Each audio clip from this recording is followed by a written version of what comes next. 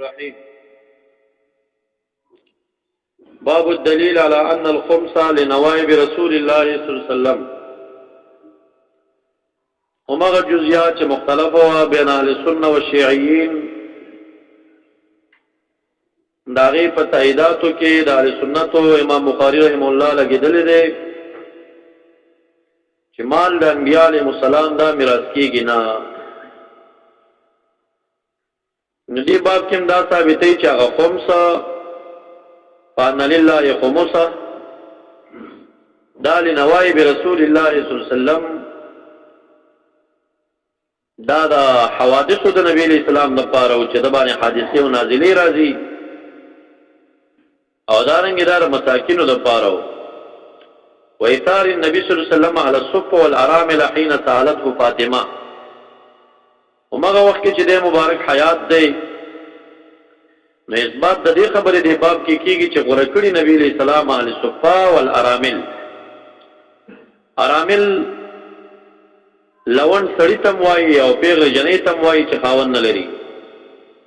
او مراد ته مساکینم کې دی شي د رجال او د نساءونو. نو لوندان د الکانو نو د جنکونه چې خاوندان نه وي یا بیبيان نه وي نو نبی علیہ السلام هغه مختار کړی دی. په هغه وخت کې چې وغوښتل د نبی علیہ السلام نه فاطمی بیبي او شکایت وکړه فاطمی بیبي نبی علیہ السلام ته طحنا والرحا دولو او دارنګ دا میچنی جرن دا هغه وخت کې میچنه وا لاسي میچنو باندې بده غنم مړ کولو دا ډېر سخت کارو. نو هغه لاسونه تل تڼاقي شوي او خادمان بندیانو کې روسته شوي. بیبي فاطمه الزهرا چا خبره کړه هغه را روانه شو چې زمره په خلکو باندې خادمان ویشي یا وینځي یا غلامان یو ته زم غواړم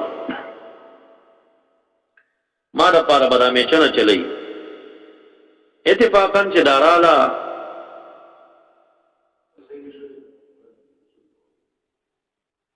دا باندې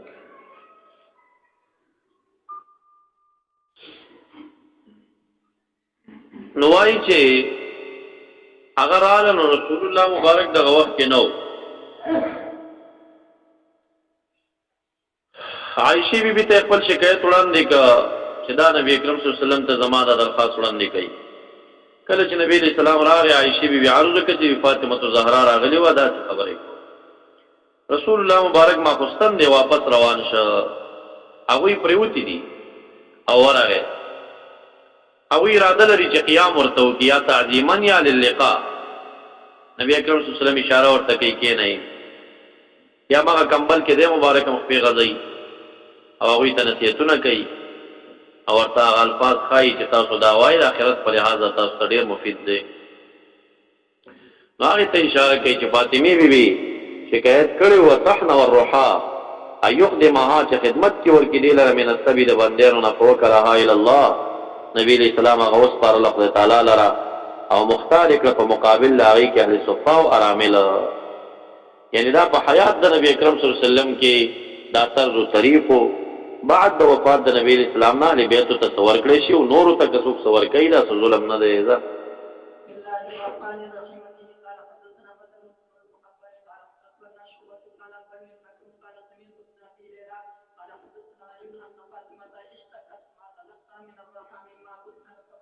ما تلقى من الرحا د میچنینا داغا تطحنو چې دیبا وړکول هغه باندې دا ملاقات شوی و یعنی لاسونه پرسیدلی او فبلغها ان رسول الله صلی الله علیه وسلم اوتی بسبین ورسید دې ته دا پیغام چې نبی اسلام تراتل په بندیانو شوی دی. فاتت قرال نبی اسلام ته فحالکون د دې کې چې دی غفته د نبی اسلام نه خادم فلم توافقه موافقه نشو دا غسر نه غنو. فذكرت لعائشة فجاء النبي صلى الله عليه وسلم فذكرت ذلك عائشة له فآتانا. بی فرمائی نبی علیہ السلام منکر راغے وقد دخلنا مضاجعنا منكم مجاك دن شویو فذهبنا لنقوم اراده موکل منفاسدو چې منفاسي ګورتا. فقال على مكانكما فقل ذكيني حتى وجدت برد قدميها لا تدري دي کمبل کې خپید نکړي. فقال الا ادلكما على خير مما سالتماه خودنکم په غوړه هغه چې تاسو دواړو ته وختنه کړی دا اذا اخذتما مضاجعكما فكبر الله 34 واحمد 33 وسبح 33 درجش کرتے سبحان الله درجش کرتے الحمدللہ سلور درج کرتے اللہ اکبر وائے فإن ذلك خير لكما مما سألتماه اچ لکه څنګه د مانځنه بعد د مسنوناتو ندی نو دا شانت د شپې او پتار کې هم د مسنوناتو ندی فأن لله خمسه وللرسول یعنی للرسول قسم ذلك لله خمسه وللرسول تقسیمه نو دی واقدار دا اصل کې دا خمس لله دی او دغه لله به څوک استعمالی نو په للرسول واقداری د شوا قسم ذلك تقسیم نه دی قال رسول الله صلی الله علیه وسلم انما انا قاسم وخازن والله يعطي ذا قاسم او خازن ما خدای تعالی چې ورکون کې دا غېلې ذا قال حدثنا ابو الوليد قال حدثنا شعبة عن سليمان ومكحول وقتادة تسمية وسالم بن عبد الجعد عن جابر بن عبد الله قال ولد لرجل منا من الانصار غلام فاراد يسميه محمد اراده وکړه چې مسما کې غلرا محمد قال شعبة في حديث منصور ان الانصاري قال حملته على عنقي اوغا میرا اوچت کا فاتيت به النبي صلى الله عليه وسلم وفي حديث سليمان ولد له غلام فاراد يسميه محمدا قال سموا باسمي ولا تكنوا بكنيتي دلتا اختلاف شوه دي پر روایاتو کې په یو روایت کې دا راځي چې د اراده و چې مسمای کې په محمد باندې او په بل روایت کې دا راځي چې د اراده و چې د مسما کې په قاسم باندې قال سمعت سالما عن جابر اراد يسميه القاسم خوشوي نو هغه روایت ته امام بخاری ترجیح ورکړي چې دا تسمیه په محمد نه کې خدا بلکې د مسما کو په قاسم باندې چې هر کله زوی ته د قاسم نوم کې دی رتاب القاسم شوی ایو کو چې څنګه کم زوی بو په مشر زوی باندې مرده کونیه جاری کېدا نو قاسم خو ناروا نو خو که قاسم زوی نوم دې زوی ته کې خود نو خلک بتا ابو القاسم وای او نبی اسلام د دینه منع کړی و چې لا تکنو بکنیتی زما په کونیه باندې منو تاسو خپلې کونیه نه برابر وای یعنی ابو القاسم کونیه باندې کړی دا یې وجم بیان شوی دا چې اوزل یو کس بل داسیو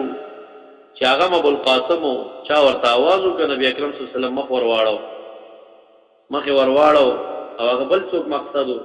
نو دی وخت کې نبی اسلام د الفاظ ویلو چې تاسو زما کونیه مګدای او دغه وخت کې دا خبره شوې ده معاشر اختلافات ذکر کړی دي ومن قائل منع اولا ثم نسخ بعض علماء وی چې اول کې منع راغلی په ابو القاسم کونیه باندې خدا منسوخه شوی ومن قال بالمنع مطلقا دا د اکثرین قول دی ومن قال انه للتنزيه مکروه ده فقط تنزيه سره نه تحریم سره او بعضی وی چې جمع بین اسم او کنیتی محمد ابو القاسم نوم صحیح نه دی یوازې محمد یوازې ابو القاسم صحیح ومنع عمر التسمی باسم محمد عمر فاروق رضی الله عنه مذهب او رائے بیدار چې محمد نوم کې بدل مکروه دي ولی کراهه سب اسمه دا فلار ویل ته کنزل کوي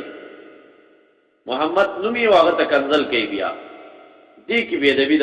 هغه مشابهات اسمی راځي دا خطر پکې ده وکره مالک تسمی باسماء الملائکه ما مالک سے وایي چې جبريل او میکائیل او دا نمونه کې بدل مکروه دي واجمعوا على جواز التسمي باسماء الانبياء غير عمر رضي الله تعالى نور صحابه او فقهاء اجماع ده سوا د عمر فاروق سره چې هغه تسمی په اسم ده انبیاء مکروه غني ادبنا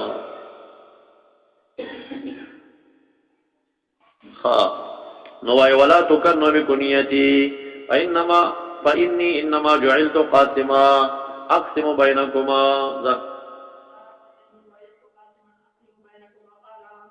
قال أخبرنا شعبة عن قتادة قال سمعت سالما عن جابر أراد أن يسمي القاسم أن يسميه القاسم قال النبي صلى الله عليه وسلم باسمي ولا تكن قال حدثنا محمد بن يوسف قال حدثنا سفيان بن الأعمش عن سالم بن أبي الجعد عن جابر بن عبد الله الأنصاري قال ولد لابن رجل منا غلام فسماه القاسم فقالت لم قال لا كنك ابا القاسم ولا نعيم. او داغه زوی پیدا شو قاسم نو وته کې خدا سواریان کلیوال ورته وی لا نو کني کا ابو القاسم مونږ بتا ته ابو القاسم نو وایو ولا ننعمك عینا او نه بل سترګي یخ کو په دی باندې خوشحال بدینو کو فاتن نبی صلی الله علیه وسلم فقال يا رسول الله ولد لي غلام فسميته قاسما فقالت الانصار لا نكنيك ابو القاسم ولا ننعمك عینا شکایتو فقال النبي صلی الله علیه وسلم احسنت الانصار خبرې کړی دا تسموا باسمي ولا تكنوا بكنيتي فانما انا قاسم هذا. به قال حدثنا حبان بن موسى قال اخبرنا عبد الله يعني عن الزهري عن حميد بن عبد الرحمن انه سمع معاويه يقول قال رسول الله صلى الله عليه وسلم الله به خيرا يفكر في الدين والله الموت وانا القاسم. هذا اول بخاري کې تر شوی دی. هذه الامه ظاهرين على من خالفهم حتى ياتي امر الله وهم ظاهرون غالبون.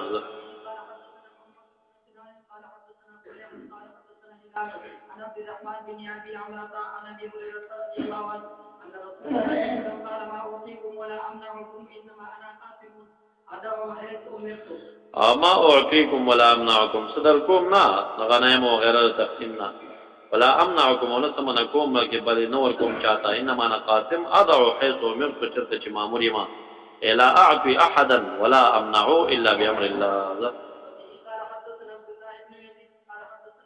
واقدار د غنائم دی کنه دا غي مقسم دی تقسیم دی کيو. قال حدثني ابو الاسود عن ابن ابي عياش واسمه نعمان قولة الانصارية قال سمعت النبي صلى الله عليه وسلم يقول ان رجالا يتخوضون في مال الله رجال دي چاغي يتخوضون يتصرفون في مال الله بغیر حق یعنی بغیر د قسمت حقنا هغه په مال الله کې چې کوم د خوص کوي جوړ کوي تصرفات کوي فلهم النار يوم القيامه.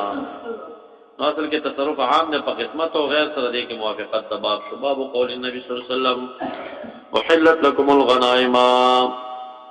حلال کړي شوی دي تاسو د پاره غنائم. نو دا د نبی اکرم صلی الله علیه وسلم نو وړاندې انبیاء علیهم السلام چې بعضی دا چې چاغي د پاره اذن په جهاد بالکل نو چې اذن په جهاد نو غنائم هم نو او بعضی دا چې چاغي ته اذن په جهاد ولیکن اکل د غنیمت ورته حلال نو بلکې اور براغه په هلاکت او په حرکت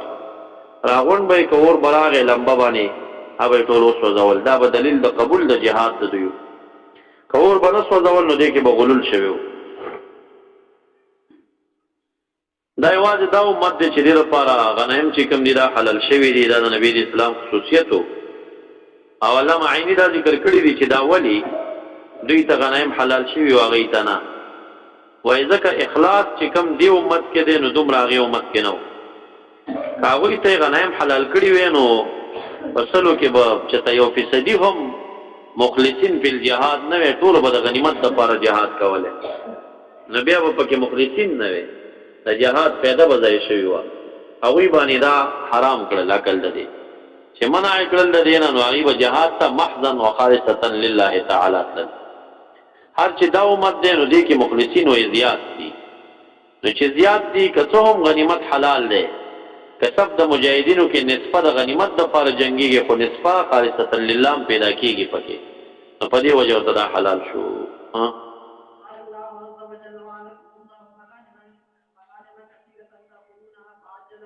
وعده کې خدای تعالی تاسو سره غنیمتونو ډیرو تاخذونه چاکلې بتا سو غیلرا عجل لكم ادي نجلت کتا ستدا د مخ کې راوړل ناغه معنی مکثره وعده چې کوم نه بعد الصحابه د کسرا او د قیصر ملکونه نیول او غي ته اشارات فهي للعامه یعنی فهي لعامه المسلمین لا قد عامه المسلمین د پاره د آیت نه فهميږي ولی وعدکم الله خطاب مسلمینو ته احلت لكم خطاب مسلمینو ته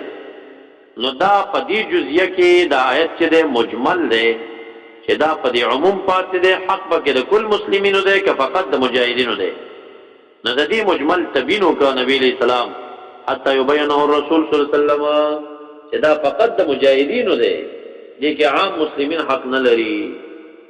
عام مسلمین پکې حق نه لري.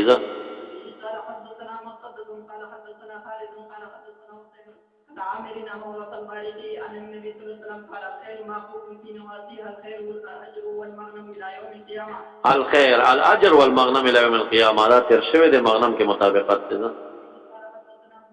اشاره دې ته شو چې دا هغه څوک چې اسونه لري او پاسونو باندې جهاد کوي دا د مجاهدینو ته دا مغنم ده، کله حد پاره نه ده.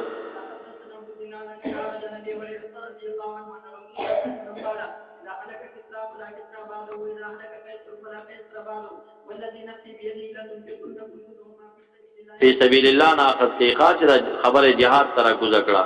چې دا عام د مسلمانینو د پاره نه پاتې کیږي، دا د مجاهدینو د پاره ده.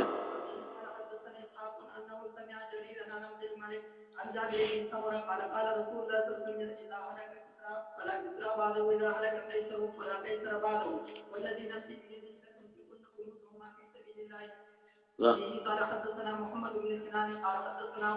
قال حدثنا سيار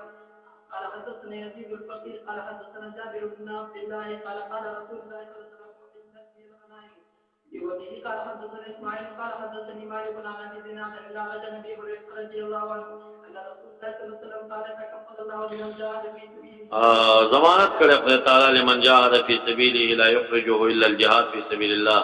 وتصديق كلماته ضامن د دې دی به يدخله الجنه او يرجعه الى مسكنه الذي خرج منه غازی به را واپس کی مع معنا من اجر او غنیمه ثمانیه الجمع د پارانه د من الخلد د پارا تر دې چې حاصل کړي وي دا د اجر او د غنیمت نه دې شي دواړي دې شي ویزه. قال حدثنا محمد بن نضاع قال حدثنا ابن المبارك اجمع عن حمام بن منبه عن ابي هريره رضي الله عنه قال قال النبي صلى الله عليه وسلم قال نبي من الانبياء فقال لقوم لا يتبعني رجل من دا مسلم شریف کې هم تاسو تراشی نبی اسلام فرمایي غزا نبی من الانبیاء یو نبی د انبیاء علیهم السلام نام دای غزا کړی و. مورخ ابن اسحاق لیکي چې دا یوشع ابن نون علیه السلام دی. دا د حضرت موسی علیه السلام د وفات نه 40 یا 50 کاله بعد د نبوت ورکړی شوی دی. دا هغه فتا د موسی علیه السلام دی چې واقعا د خضر کې ورسره تلیو. نو غزا نبی من الانبیاء فقال لقومي لا يتبعني رجل ملك بضع امرأة نبذی ما سره یو سړی جهاد تا چې هغه مالک وي د بضعې د امرأې. بضع محشش تاسو وایي چې يطلق على الفرج والتزويج والجماع وكذا على المهر والطلاق. په دې ټولو باندې د بضع اطلاق کیږي. نو مراد دې مقام کې تنه فرض یا تزویج یا جماع ده چې مالک وي د بضعې د امرأې او د اراده لري یبني بها چې روادش په جوړه کې باغی باندې ولما یبني بها لا تر دغه وخت پورې بنا په نه کړي او کوژده نشوي دا خبره ډنګيږي را ډنګيږي دغه سره دې ما سره نه دي ذکر د زړه معلق وي د واده د شپې پورې. ولا احد بنا بالبيوت نو یو کثرا ما سره د نه جهاد ته جاغه جوړ کړي دیوالونه د کوټي ولم يرفع سقوف او چتونه په چت کړي نه هغه ظلم دلته د کور سره ټول چې دا چت بسنګ شي. ولا احد اشترى غنما او خلیفاتنا نا هغه چا خستي ګډان او خلیفاتنا یا لنګ یوخي الحامل من النف لنګ یوخي او د انتظار کې ولادت د ولادت داغي دا برا سره نه دي بس ټول چې فارغین د قلوب دي لار شي راځه ډېر لوی لخر سره برابر ش روان شو په طرف د اریحا باندې فغزا پدنا من القريه صلاه العصر وقت صلاه العصر او قريبا من ذلك دغه ټیم دی قريه ته ورسېدل. اين غټ دیوال تاو د دروازې بند دي خواري وکړو حیران دي او مورخین دالی کی چې سهار نه غزا شروع او مازیګر شو ور باندې او کله چې دې تدې عمر رسیدل نو په دې سهار باندې یوشع ابن نون علیه السلام دعاګانې وکړي. القا ورته وشوه چې هغه د لښکر او د فوج د پاره کوم شپېلې وال کېږي او په قرن کې والا هغه په دهشت سره وغږوي په ور روان شي. دې سره به یو زلزل راشي د قاری دروازه د دیوال به وغورځي او ما غشانه وکړه چې کله هغه اعلانونه او شپېلګانې ووالې شوې دي داسې یو ضرب جوړ کړ چې ضرب سره هغه دیوال مکمل چې دی ونړېد دوی پې ورننوت خو غټه خاریه وه هغه ټول تسلیموله او تړله او بندیانوله او دا نیول وخت نیسي نو د مازدیګر ټیم پې راغی فقال للشمس انك مامورا نور ته ویل تم مامور یو انا مامور زم مامور ما تم مامور په غروب باندې او زم مامور په جهاد یم اللهم احبسها علينا اله محبوس کدا انور په مونږ باندې په حبست مستجاب الدعوات انبیاء اولیاء چې دي دا بیل خلق دي د دې خبرونه اختیاري کلی مثابته وي دا بیا غلو ده چې دا اختیاري کلی ده نه که تقدیر کې و فیصله خالق څنګه کړی او دی وغواړي چې دا تقدیر دې در بدل کړو بدلی و دا یو افراطي چې د دې جانب نه وغلبه په ثابت دی نه دا ټول حقوق فضلی دي اجابت د دعا حقوق فضلی دي وجوبي نه ده ډیر کړه چې بندغه پیغمبران به خالق نه او شی غواړي وینه نو اختیاري کلیال ده خو نه د ولې دي نو هغه کم خلک چې هغه شان نه مني هغه په تفرید کې واقع دي حکم چې د دې جانب نه په ورباري چې نه دوی خبره وکي او خالق بل وکي نو خالق باندې دوی خبره لقوي ده دا مسله پیچیده ده کنه نبی اکرم صلی الله علیه وسلم څومره دعاګانې غوښتې قبول شي دا د ناز نه چې دا ګران دی خبره نه ورته ولې د سوراتونه شته چې غوښتې دي د سجدي په حال کې دې قبول کړی و نو دا څه وی چې اختیار الته ده اختیاري کلی د دې جانب نه به اختیاري کلی ثابت اول چې بالکل یا چې د سوای او مغه بکیږي نو دا یو قسم مقابله د مخلوق د خالق سره کول په دې تانه نه خالق خوشاليږي نه د نبی اکرم صلی الله علیه وسلم خوشاليږي په دې باندې بس وسط کې ځای کړه ما علم او تحقیق دا ده چې پاکستان کې د بریلو د دیوبند په وسط کې لاړې له بالي سنت هلي وسط کې جلاړي اله بالي سنت او که هر جانب در باندې غالب شي کنه نو ګورې د سنت نه به خروج در نه کیږي یو جانب کې افراطات دي او په بل جانب کې تفریطات یو شان کمی او بل شان کې چې د غلو افراط او مسلکونه مګنې بس علماء بداسي چې بریل ته منسوبي افراط بنې پکې خستا کې دبل سب دیوبند ته منسوبي افراط بنک تفرید بنکې خستا کې دبل هغه وقبلوي خدا مسلکونه مګنې په عامه سطح باندې دیوبند کې تفرید پروت دی او په بریل کې افراط او بعضې به پکې جانبین کې حق پرست وي زه د تعصب پاغې کې نه کوي اللهم احبسها علينا فحبست دا د انور دی خدای تعالی خپل عادت ورته ماتوي که نه عادت په دې جاري دی چې دا به غروب کوي دا عادت ورته مات کړه د دعای په مقدمه کړه خو چا مات که خالق مات که مؤثر حقیقي هغه دی حتی فتح الله علیه فجمع الغنائم دا چې اوس دا انور چاته محبوس شوی یوازې دوی ته او کبل چاته محبوس شوی دی نو صحیح حدیث سره ثابت ده چې نبی اکرم صلی الله علیه وسلم ته هم د انور محبوس شوی دی هغه واقعا د معراج په شپه چې نبی اکرم صلی الله علیه وسلم کله راغی نو پاره کې نبی علیہ السلام دی خلکو ته چې کله دا اخبار وکړ دوی نه مانه نو د مبارک ورته ویل چې ځاخوان را روانو ما په دوجنان کې هغه تاسو قبیله را روان هغه قافله را روانه و د شام والا استاسو قافله چې کوم دا یقدم محل جمل الاورق په بر سر کې او بر ګوخ را روان د دې قافله پاول سر کې او باغی باندې چې کوم ورې ده هغه وری کې چې ده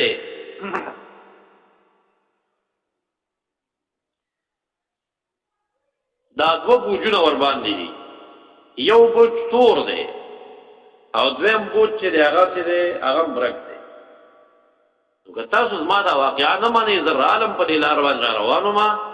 تاسو قافله را روانو وا دا غي د وخت مخ کې وخت چې ده برک ده هغه یو بوج دارنګ لري بل بوج دارنګ لري او په وخت شروق الشمس کې چې د انور راخیږي دا تنعیم په کندو باندې بدوي راوړي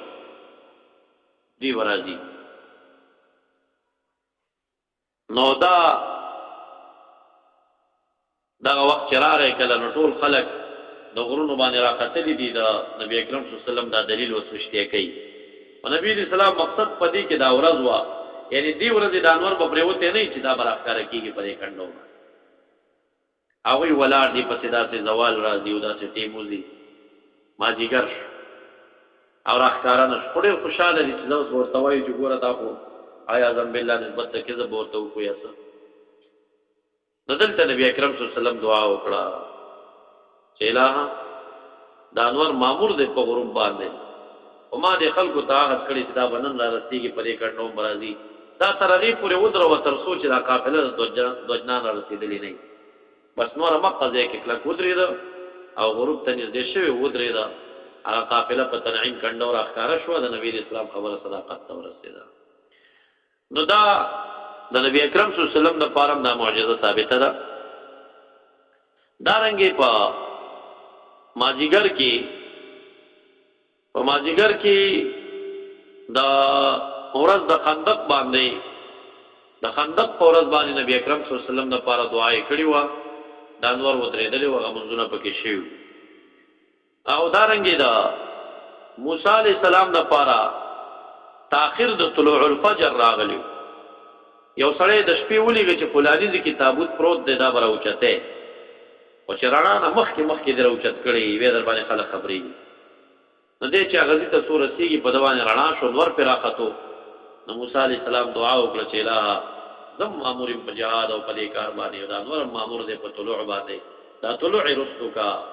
دا هغه پر دعا قبول شو طلوع رستو شو دارنګي صحابانو په مقام کې نبی اسلام د حضرت علی سے سره تللی دی حضرت علی سے مبارک دی هغه مبارک بدون کې خود نبی اسلام به سر کې خود ود شو او رسول الله مبارک مونږ کړی دی حضرت علی سے نه دی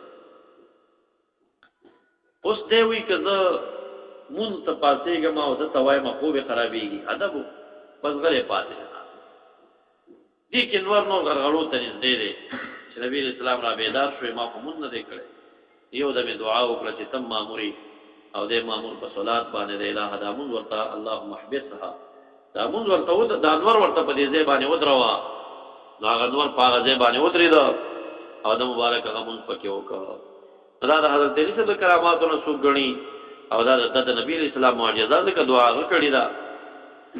او دا رنګ د سليمان علیه السلام د پاره د حضرت علی مبارک تعویل دار چې ردوها د دې کې د علی صاحب مبارک دا تعویل دی ابو الاحبار په کتاب بیان کړیو چې دا د څوار له پنځل له سونه او د دې په محبت کې ډېر شوقي و دا مدن انور پریوته او دا پریوتو ته نږدې شو او بیا د غوسه شو چې ما نه په عبادت پوت کړو تورې راواخه تدای پکټ کې ګرځولونه ورته واله الاله به چې دلی سے ته چا دا ابو الاحبار دا واقعا بیان کړو نو هغه ویل چې کذبا نسبت د کذب وکړو دا څنګه ده بلکې ردوها دا امر د خدای تعالی د ملائکه لرا دل ته وتوي ردو واپس کې دا نور او دا ها زمين نور تراجه او کابل احبار دا تعویل کړي چې ردو رد کې دا اسونه ماتا یعنی سليمان علیه السلام مقوله ده پوښتې ویلي چې اسونه ماتا واپس کې چې ګرځم نه دیوام او هغه از حضرت مبارک ترجمه دا وکړه چې دا امر د خدای تعالی د فرشتو ته ردو او ها زمين نور ته دا نور رد کې واپس چې تاسو په کې هغه خپل منځو کې ودا خپل منځ په کې بیا کړی دی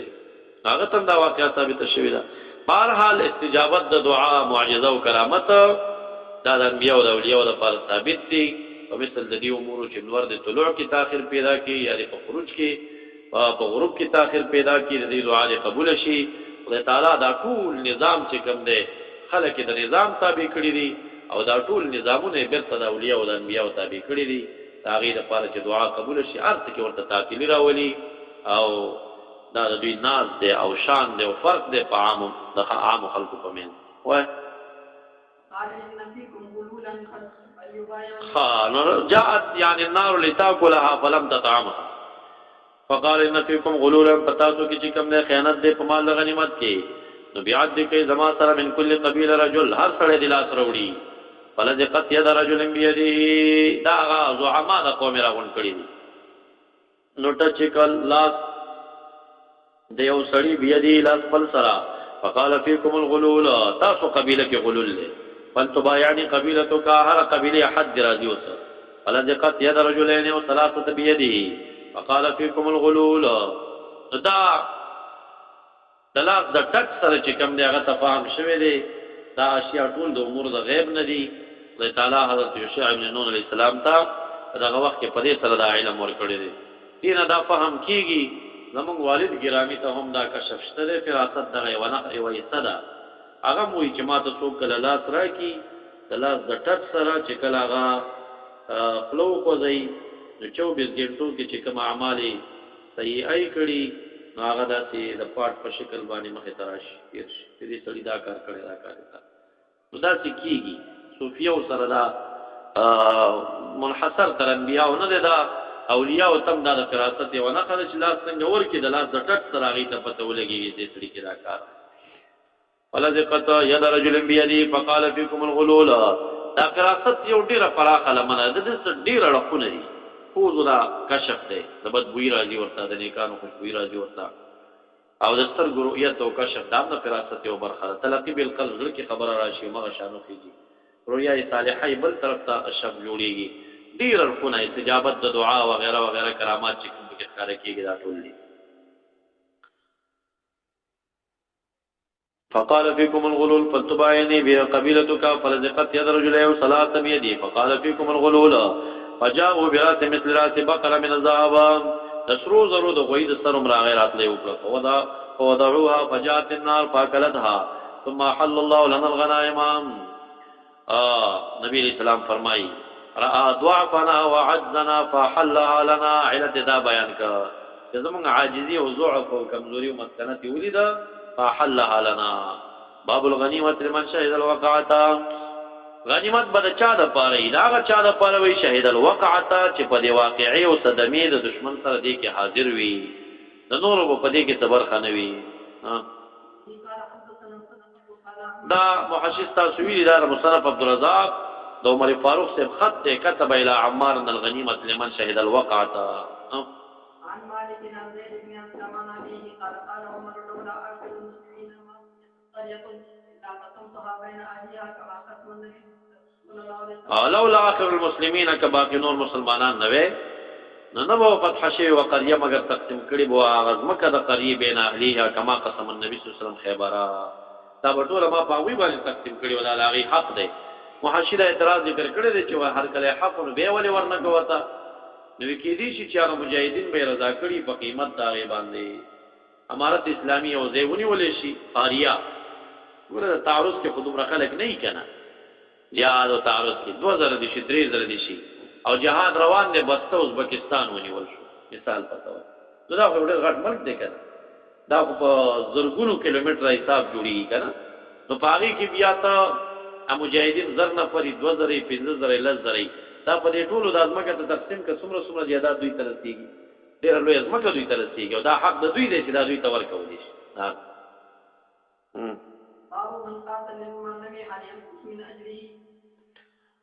دا مخکې تیر شوی حدیث مبارک تاسو ته څوک چې قتال د مغنم د پاره کوي نو قص تاجر ناراضي او راضي ته تاجر پای کې نشي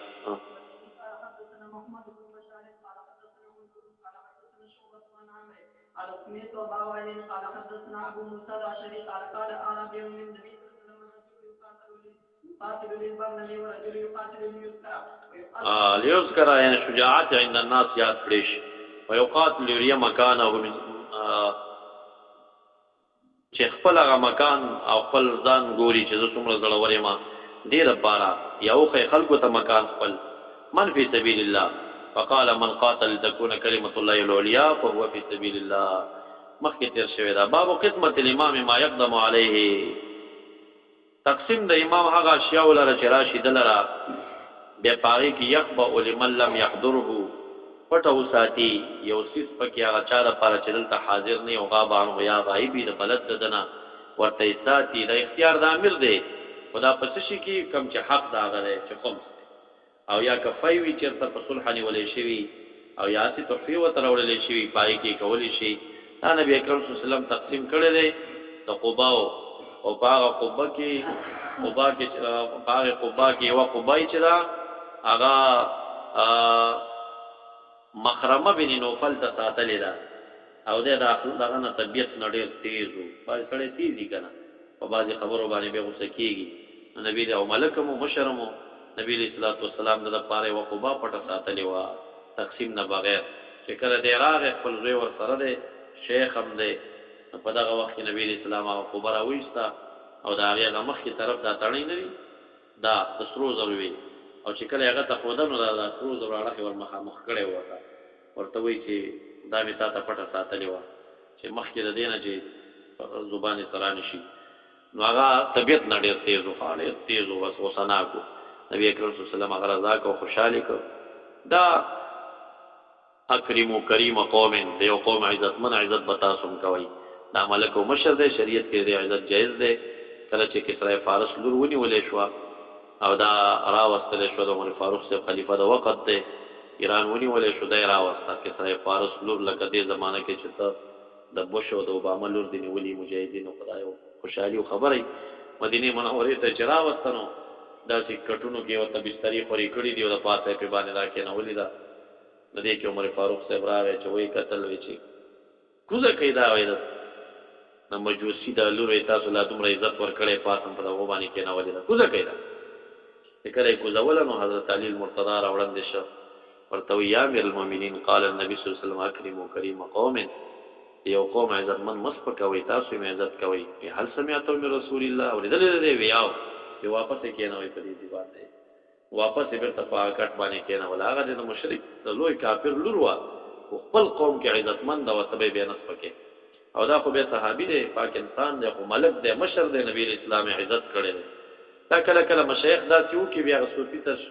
شوبې راشي کنه او د دنیا د پاره او د فنا دنیا خبره نه هغه خپل قوم کې ملک او عزتمند دی تبع عزت کې کنه تبع نس پکې تدعام کړي په نظر ولي ورته ګوري قوم کې عزت لري تبدل ته عزت کې بیا دا ناس ته ونی او ځل د سترګې دا چې اوچته کړی راځي تاولي حضرت حسن رضی الله عنه ډیر حسینو ډیر خستاو